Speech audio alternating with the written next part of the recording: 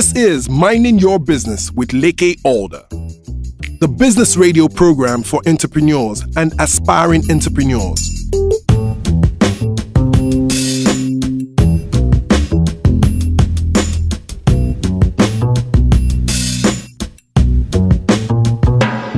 Once again, thank you for tuning into this episode of Minding Your Business with Lleke Alder.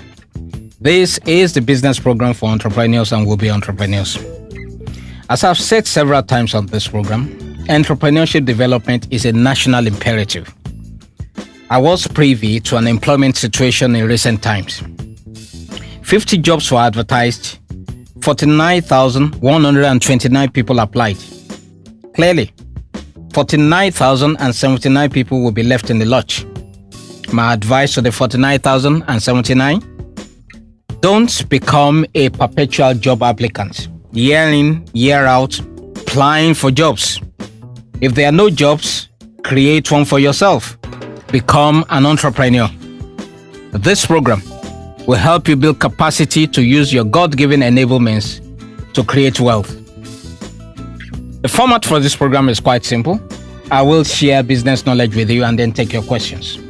Stay by your phone. There's a prize as usual for a lucky caller, and the prize for this week is my book, A Novel 080808.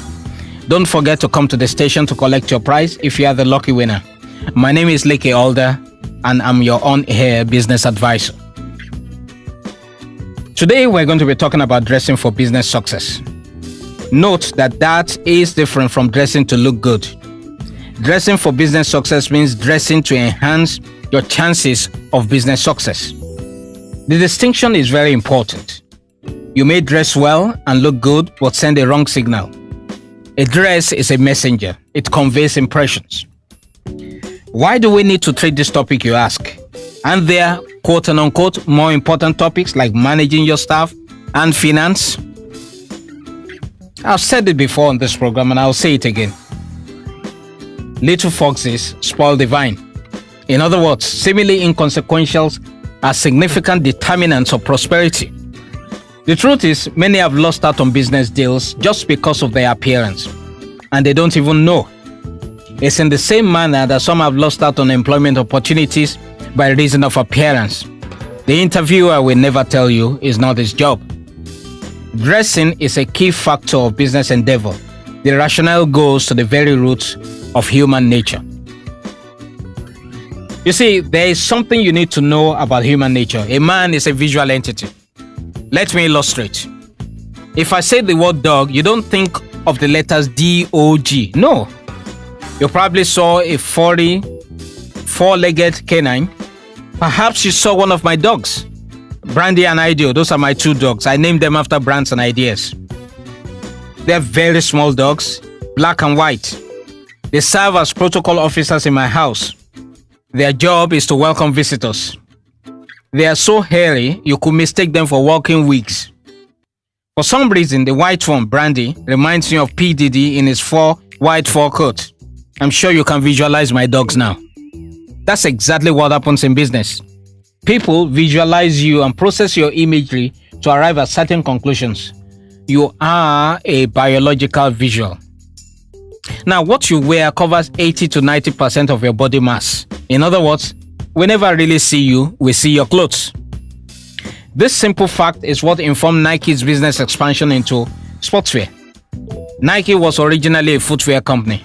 The co-founder, Phil Knight, who was an athlete in university, was watching a sports program one day when he noticed that 90% of the time the camera was focused on the athlete's body, not his shoes. That was a big eureka moment for him, and today, Nike is raking in billions of dollars from recognizing the obvious. What you wear is what we see.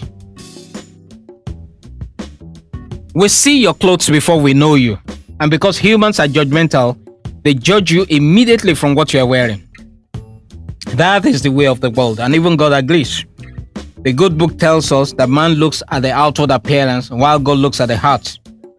Since God is not ordinarily resident on earth and doesn't need a supply of products and services, I think it makes sense to dress to please the humans you are transacting business with.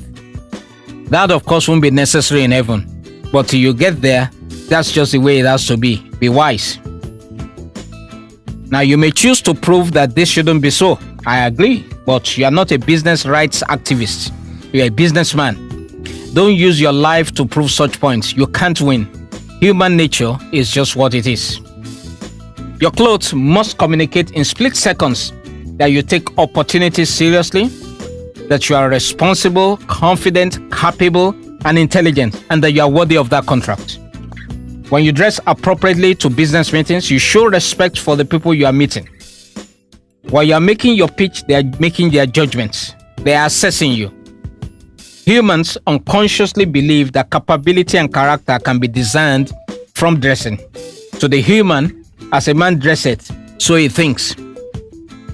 There are some no-nos in business dressing. Don't show up in slippers. It's a sign of disrespect.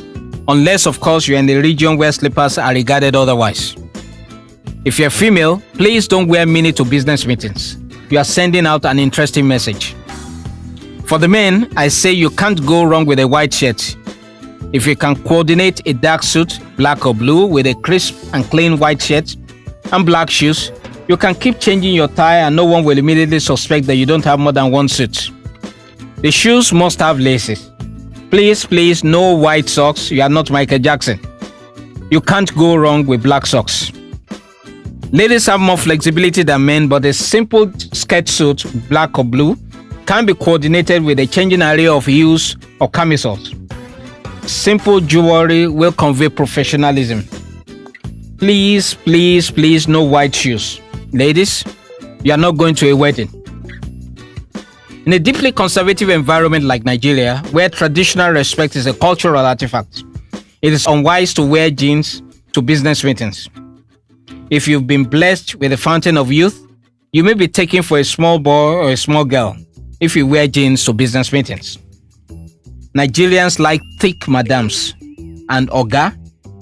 The fatter the madam and the more rotund the belly of oga, the more respect is accorded. Obesity is often mistaken as a sign of success in the Nigerian environment. If you have a small stature and you wear jeans, you may be kept too long in a waiting room. Dress formally in such situations and carry yourself well.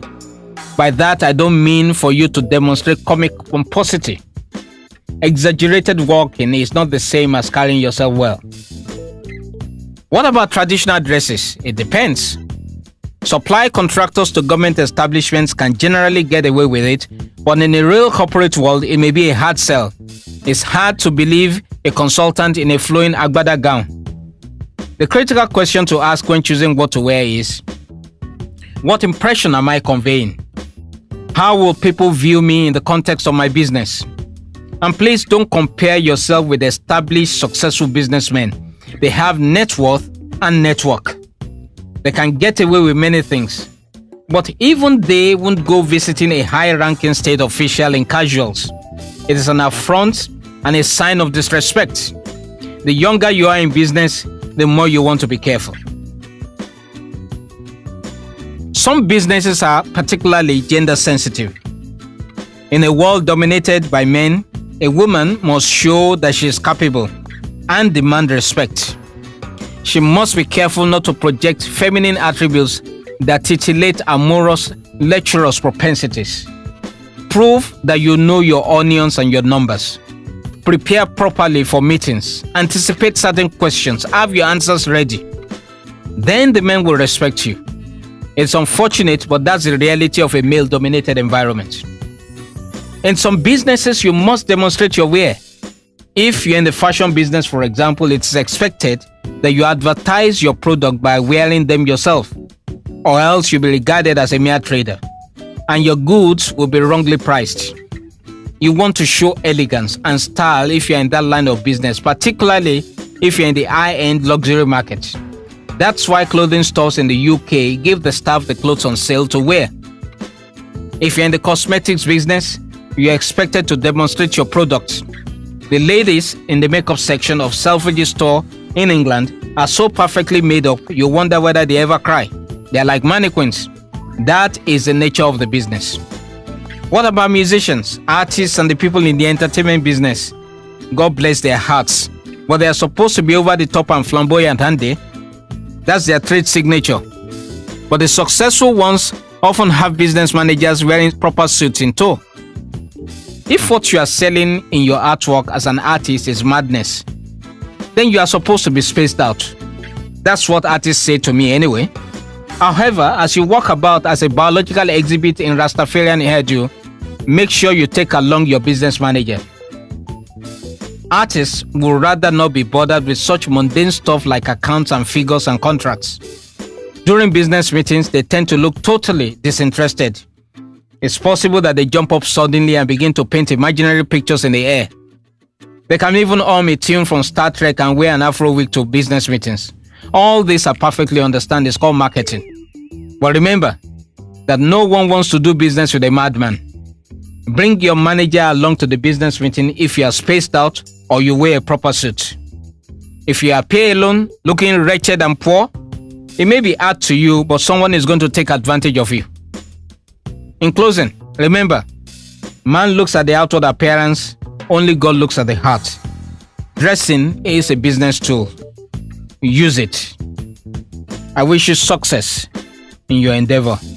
And the thought for this week is, if you wear it right, we get you right. Thank you.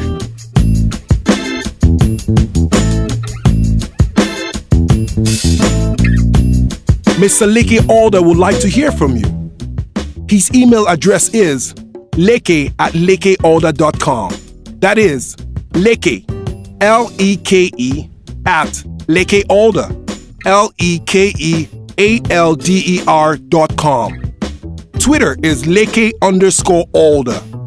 Facebook group name is Lleke Alder on Facebook. And website is www.llekealder.com. Thank you.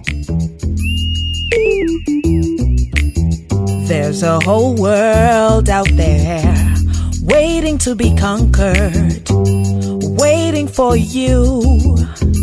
There's a height way up there for you to attain. If you just believe, do you believe?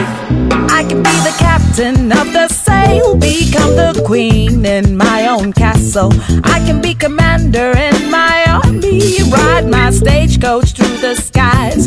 I'll be the best that I can be, unleash the champion deep within. I will be me. I will be me. I will be